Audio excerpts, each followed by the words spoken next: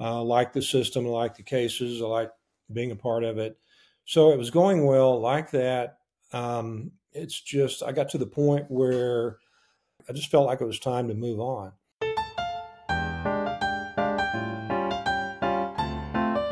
All right, welcome to the You Are a Lawyer podcast. John Teakell, how are you today? I'm doing well. Thank you. Thank you for having me. Yeah, of course.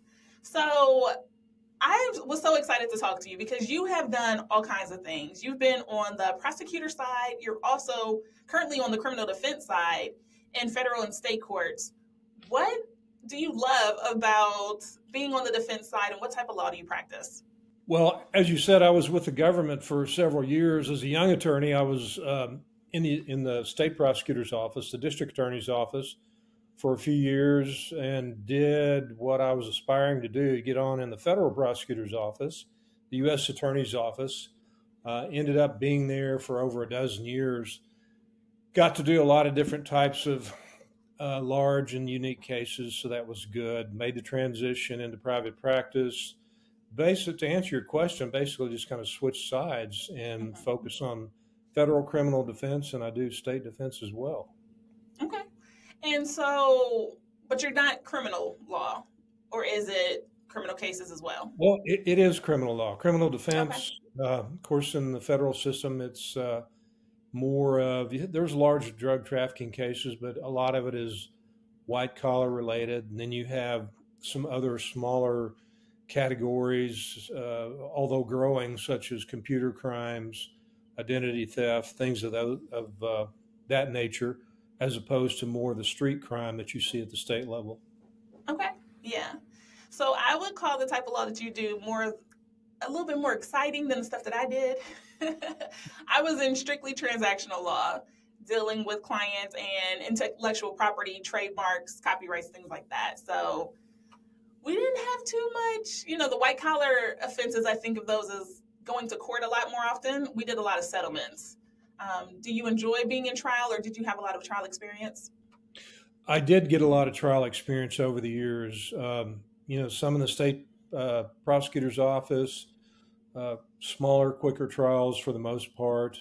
Federal system has, just like the state system, you have a certain percentage that are going to end up going to trial, and they are larger, more complex, more intense cases factually and otherwise. And then plus, it's more of a formal process in the federal system. So, yes, I got a lot of trial experience. I've had a number of trials on this side. So it's I don't claim to know everything, but it's not a new process. It's just one that you have to look at anytime and decide, do you really want to go to trial versus any other option? Yeah, absolutely. So, John, you started your own law firm. Why did you decide to do that and not only stop working for the U.S. Attorney General's office, but why not go and work at a different law firm, work for someone else? Well, when I was looking around before I left the U.S. Attorney's Office, I had generated some interest with some of the larger firms. And for me, it kind of confirmed what I had thought about and understood from seeing other attorneys who were older than me who left to go into private practice. Kind of confirmed some of the stereotypes that I had about the workings of a large, what some people might call a stiff collar, large firm, the office politics that are involved. Not only that, but in the criminal side, in the criminal defense world, it's more the norm than the exception if you have a sole proprietorship. For example, and the main thought there is that if you're with a firm, then if you represent defendant number 2 in an indictment of 15 people, and then number 12 comes along and wants to hire someone else in your firm, they're basically conflicted out. Yeah. So that's kind of the driving force behind that. So it's really more the norm than not. I've been in office sharing arrangements with other attorneys where that's just what it was. Everyone technically had their own firm, their office, LLC, however they're structured, but it was really an office sharing arrangement. And so that's really the basic answer as to why I just went and created my own office. Yeah. A lot of people that you knew were doing that. And then also, it sounds like you still had the camaraderie if you needed to. You still had the network in the community because it was the office sharing. That's true. That's true. Yeah. And we still have that. It's just, as time goes on, prosecutors change, judges change, some attorneys move on or retire, what have you, but we still have that. Yes. Yeah. Okay. So, John, we jumped past a lot of stuff because you went to Oklahoma City University School of Law and you went to Oklahoma State for undergrad. Are you from Oklahoma or from Texas? Well, my people are from Texas. I did do a lot of growing up years in southern Oklahoma, and hence I went to those places. I was looking for law school. I just applied to places that had night programs because I knew that I was going to have to work and support myself. I was looking at a number of places. SMU in Dallas didn't have a night program at that time. I was looking at Houston and one of the schools in New Orleans and Tulsa, and I can't remember where else. But ended up had a job there at a large bank. Got a job at a large bank in Oklahoma City during the oil boom, and it worked out pretty well as far as not being far from where Yeah. the school was located to go to night school. Okay. So that is exciting to me. I went to Southern University in Baton Rouge, Louisiana, and we had a night program. And I've only spoken to one other lawyer who did a night program. So you got to give me more information. Well, were they trying to talk you out of working while doing law school? Because I know it can be quite challenging. Well, it was quite challenging. Frankly, it was kind of a drag, but just a grind. But yes, I think that was and probably still is the recommendation officially from schools. If you can avoid working or working full time, do it, avoid it. But for a lot of people, that was just a reality. In fact, I was 24, I believe, when I started at the night program, law school. And I was the youngest. I may not be the exact youngest, but I think everyone was my age and older. There were a lot of people who were in their later 20s, 30s, and 40s who actually had decided to go back to school. But I was just out for a short while from undergraduate, started working on my master's in business and applied for law school and got in and went through the grind. I would say if you could avoid it, that would be a good deal because it's just 10 hours. You have to average at least about 10 hours a semester. So yeah, okay. So what was it about your banking job, that role that you had, that you were like, I don't want to get rid of this for school. I will take on the challenge of doing both. Well, it worked out pretty well as far as being a job because not only was it relatively close to the school, but it was on paper, it looked like a pretty good, responsible job. I think it helped the resume, not only just helped me make a living at the time, but I think it helped the resume wise. So I stayed there. And actually, my last year, I was interning for the local district attorney's office, and that helped get a job as well. And then fast forwarding several years later, when I applied for the U.S. Attorney's Office, it actually, I think, helped or assisted in helping getting on because at that time there was a big bank fraud prosecution push within the U.S. Attorney's offices. So I think my experience there at a large bank helped. Yeah. Okay. So I love that. You took your experience from banking, you accepted the challenge of doing school part-time while still working, and then that experience came back to benefit you later on. That's awesome. So John, I mentioned that because what you're doing now is not what you were doing when you first started. What do you think the next few years will look like for you? Do you think that criminal defense is what you're going to do forever, or what will you do when you grow up? Well, that's a good question. I've got some ideas, but actually, until I was in my mid 40s, I thought I was going to be a career prosecutor because I'd gotten on with the U.S. Attorney's Office, which is what I really had aspired to do. I like the system, I like the cases, I like being a part of it. So it was going well like that. It's just, I got to the point where, as I'd heard attorneys who were probably 15 or more years older than me who had that track had said, I just felt like it was time to move on.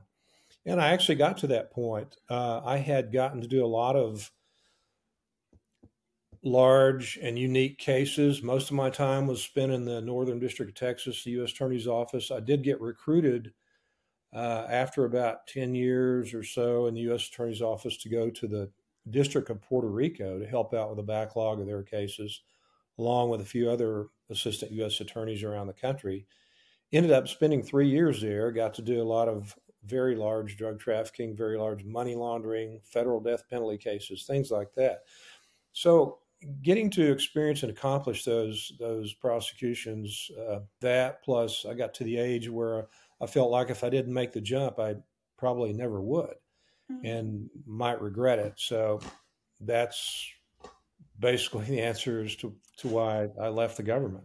Yeah. So do you think that this is what you'll do, or are you open to changing roles or doing something different in the law in the next few years, whatever, if an opportunity presents itself?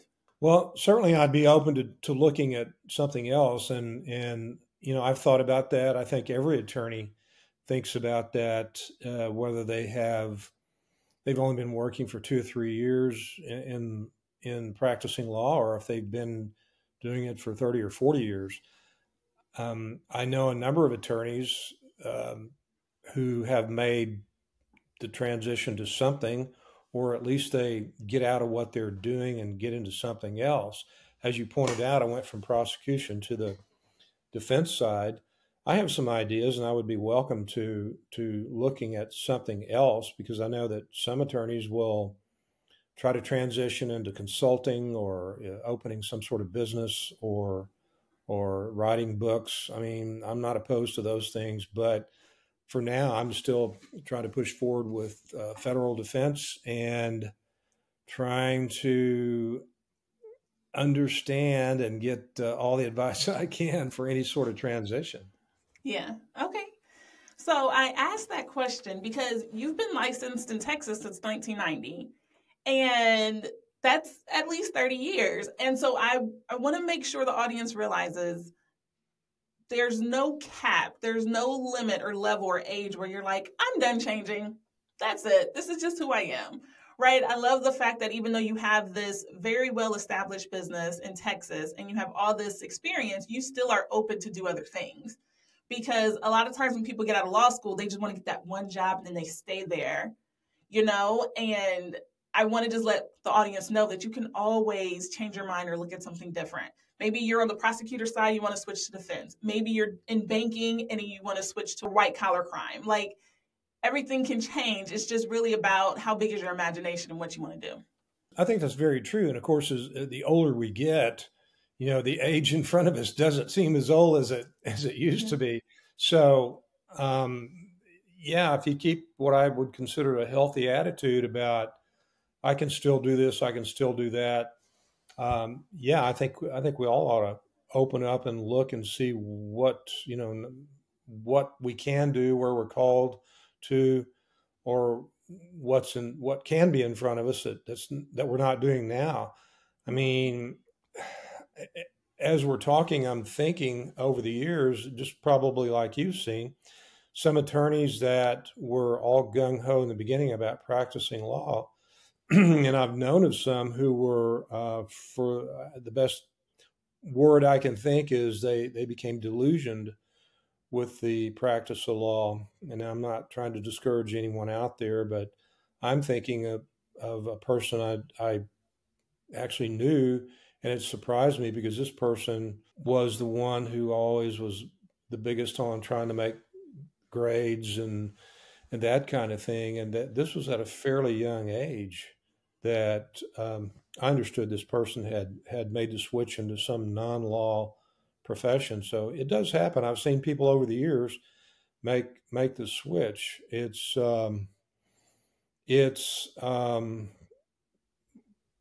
I think it's just part of life because I think we go through different seasons in our life, whether we're law related directly or indirectly or not. Yeah.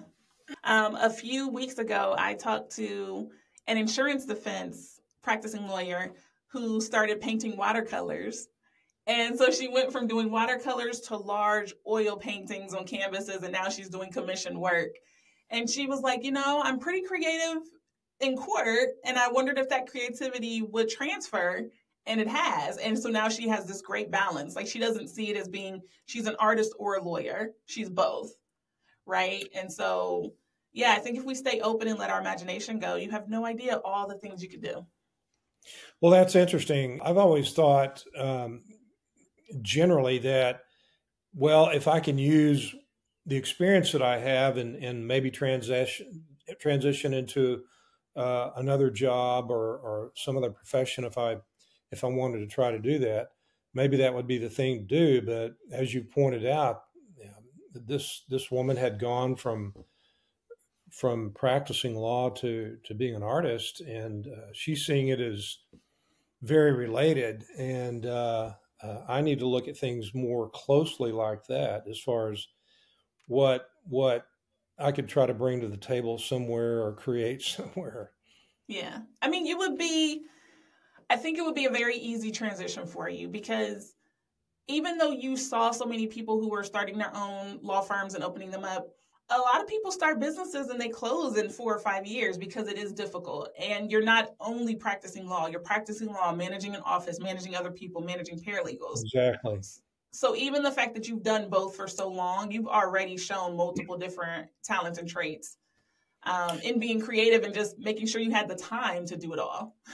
So, well, that's a good point because it is true. If you've been practicing for a number of years, even if you're not responsible directly for the office expenses and making decisions about the lease and advertising and things like that, you're exposed to it. And if you are part of a smaller group who does that, then yes, you've been part of, at least to some extent, operating a business. And so I think that if you have the tenacity to continue to do that, I think that gives you some confidence and bolsters, trying to make a jump into something else. Whereas years before you may go, oh gosh, can I really do this? So yeah, that's a good point. Absolutely.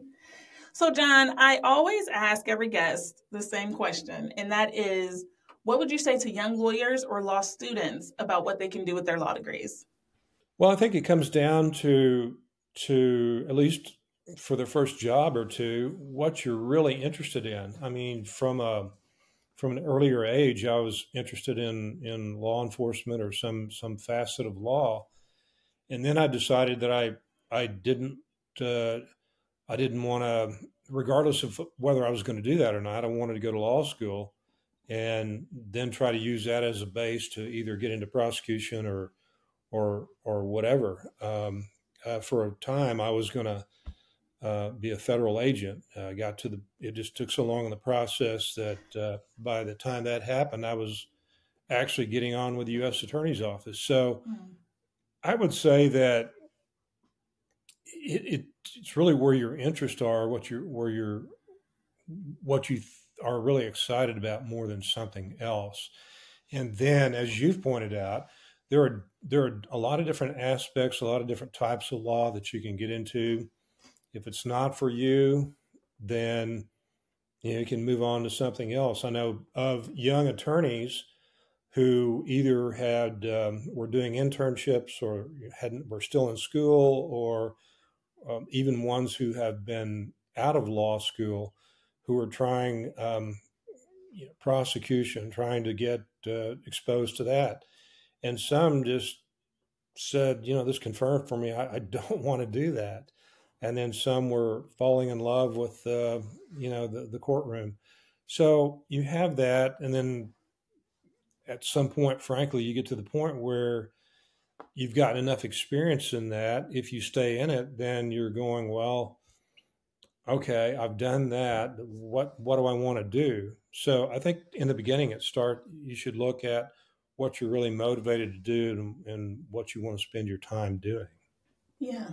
I think that's a great point because law school shows us a little bit about everything, but then being in the practice is a completely different view of all of the stuff you've been studying. Right. So I think going after what you're initially interested and motivated in is a really good advice for our listeners. Yeah.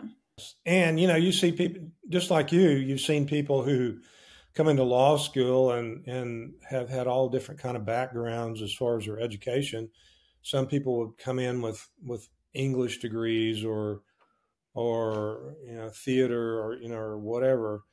And you're going, well, that's different than what I studied. But, as you're going into trying to finish law school and work toward passing the bar, it doesn't make a difference for that. It just goes back to what you're talking about. How can you, put that to use? And is that something in your life that you love and still want to make use of it somehow down the line? Yeah. Thank you so much. Well, thank you for having me. Yeah.